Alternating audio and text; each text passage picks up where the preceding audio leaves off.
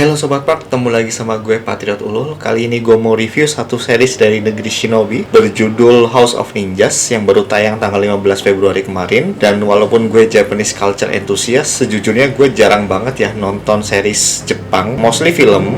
Dan kayaknya terakhir gue nonton series Jepang itu tahun 2022, First Love yang dibintangi Takeru Sato, dan itu kayaknya udah lama banget sih. Dan gue nggak kecewa sama sekali nonton series ini karena ada dua aktor favorit gue di sini, yaitu Takayuki Yamada, siapa lagi kalau bukan Serizawa, dan juga Yosuke Oguchi, si Hajime Saito di Rurouni Kenshin. Series ini overall menceritakan sebuah keluarga ninja bermarga Tawara, di mana ada Soichi Tawara yaitu Yosuke Oguchi, dan juga ada Kento Kaku, di mana dia sebagai Haru Tawara, anak tertua. Terus juga ada Nagi yaitu Aju Makita sebagai anak tengah ya, dan juga ada Tai Kimura ya, istrinya dari Soichi Tawara, dia sebagai Yoko. Dan ada neneknya juga di sana, dan ada anak yang paling kecil di sana. Jadi ini adalah keluarga ninja yang memang sudah punya histori lama, dan mereka adalah keturunan dari ninja legendaris bernama Hattori Hanzo. Dan keempat orang ini sebenarnya punya subplotnya masing-masing, di mana Soichi Tawara adalah kepala keluarga di sini. Dia punya penyulingan bir bisa dibilang yang tidak berjalan dengan baik. Terus ada Yoko atau yang diperankan oleh Tai Kimura, di mana dia jadi istrinya dari Soichi Tawara yang sangat bosan dengan kegiatan rumah, dan dia sering banget ke toko supermarket untuk ngutil. Dan di sini juga ada Nagi, yang mana Nagi ini bisa dibilang depresi lah setelah kakak paling tuanya yaitu Gaku itu terbunuh di sebuah misi. Dan Haru itu adalah anak yang sekarang jadi anak tertua, dan Haru ini juga punya rasa bersalah yang tinggi karena ada hal yang membuat Gaku ini terbunuh karena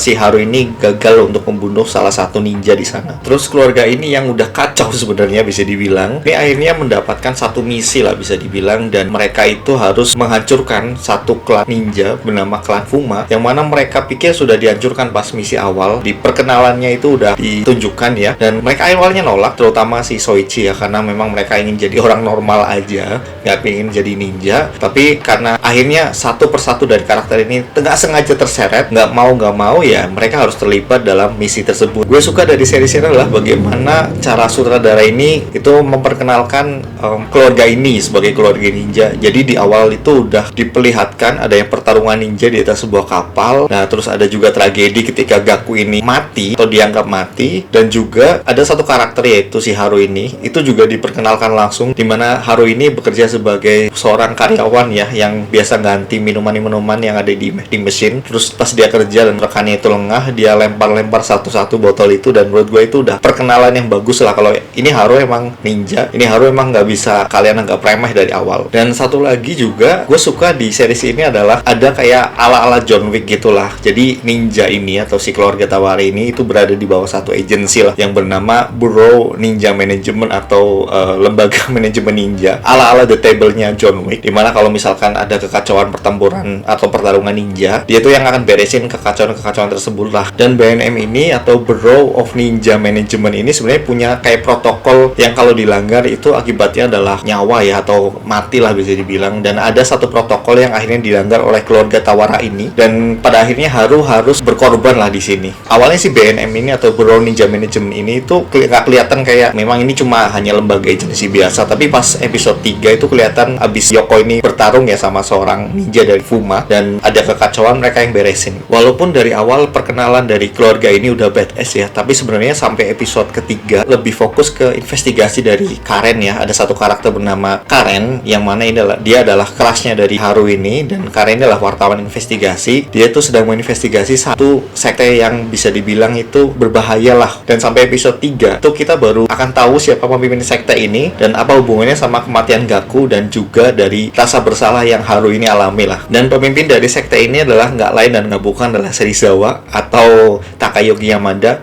Dan to be honest, emang gue lihat Takayuki Yamada emang lebih cocok untuk jadi peran-peran villain ya. Dia lebih cocok untuk jadi peran-peran yang cunning, peran-peran yang licik. Dan mulai episode 4 ini ada satu pertarungan ninja yang mana disebabkan oleh Nagi yang agak depresi ya. Dia kena trik dari klan Fuma, dan dia itu dikeroyok lah di satu gudang, dan akhirnya dia dibantu lah oleh ibunya, yang mana ibunya itu pakai satu outfit yang nyeleneh lah. Tapi kalian akan tahu kenapa ibunya pakai outfit ini. Dan juga koreografi dari pertempuran ini gak buruk, tapi Tapi memang dibikin senatural mungkin. Gue agak expect agak dibikin lebay dikit nggak apa-apa sih, kayak Donly pas berantem. Tapi ya memang di sini dibikin senatural mungkin. Sebenarnya motif dari klan Fuma ini adalah mereka ingin membebaskan manusia dari segala macam penderitaan atau samsara ya. Mirip-mirip Thanos sih. Satu hal yang sebenarnya kurang oke di sini adalah ketika klan Fuma ini nyerang rumah dari klan Tawara ya, dimana di rumah itu cuma ada anak yang paling kecil, ada Nagi dan juga ada nenek, dan mereka bertahan dari serangan-serangan tersebut. Yang mana sebenarnya gue berharap si nenek ini masih sedikit overpower lah. Ya at least ada sedikit perlawan yang lumayan mantap lah di sini. Cuma ya memang bisa dirasionalkan sih. Memang nenek dengan usia 70 tahun ya dia nggak akan selincah lah dengan yang muda-muda. Dan gue pikir juga ketika Nagi diserang oleh salah satu villain cewek ini dari Fuma ini, gue pikir dia tuh bakalan kayak awaken gitu loh. Tapi ya nggak terjadilah. Dan sebenarnya gue agak kecewa sih di sini. Ya at least Nagi tuh bisa memberikan sedikit perlawanan lah. Dan ada satu episode di mana si episode ini tuh ada satu event yang akhirnya bikin keluarga Tawara ini secara psikis terguncang. Tapi plot twist itu hanya di situ aja. Dan sebenarnya kita akan tahu kalau tujuan dari plot twist ini akan kemana. Cuma tuh be honest ya, gue sedikit kecewa karena series ini tuh dibikin gantung ya. Dimana di pertengahan episode terakhir itu udah over lah pertarungan final battle-nya. Dan ternyata akan ke-reveal series ini memang dibikin gantung. Sebenarnya gue nggak tahu apakah akan ada House of Ninja kedua. Sebenarnya satu aja udah cukup sih. Tapi kalau bikin dua ya gue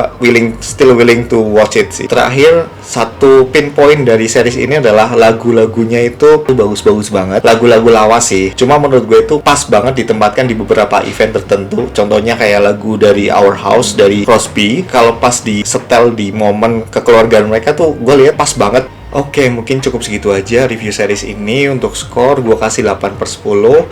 Secara cerita dan secara emosi, gue masih dapet. Walaupun pace-nya tuh lambat ya dari episode 1 sampai 3. Tapi overall, didukung musik yang pas, gue masih menikmati series ini sih. Kalau misalkan gue ada salah, kita bisa diskusi di kolom komentar. See you in the next movie review. Bye-bye Sobat Park.